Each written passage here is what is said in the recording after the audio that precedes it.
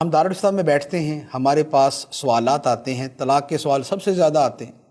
لوگ آ کے اپنے مسائل بیان کرتے ہیں، اور آپ یقین کیجئے کہ طلاق کی ایسی ایسی وجوہات ہوتی ہیں کہ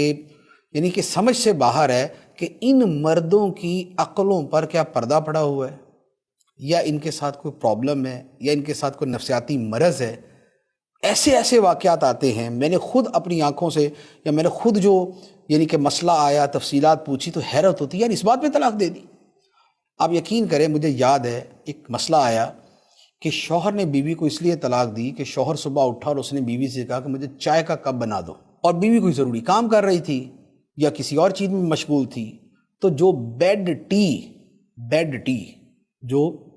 پلنگ کے اوپر ہی چائے پینی ہوتی ہے، بیڈ کے اوپر ہی چائے پینی ہوتی ہے، وہ بنانے میں اور اس کے لانے میں دیر ہو گئی۔ بس پھر کیا تھا،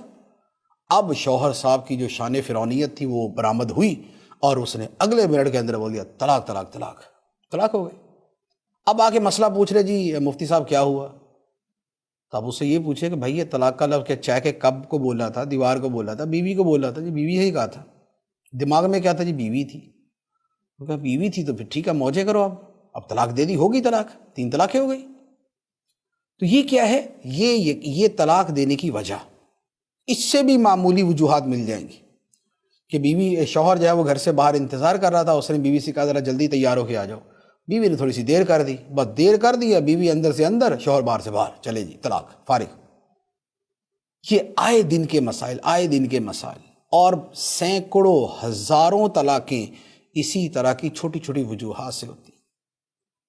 تو یہ جو گھروں میں رویہ ہے یہ بڑا ظالمانہ رویہ ہے۔ طلاق دینا کوئی ایسا کوئی جائز اور ثواب کا کام نہیں ہے،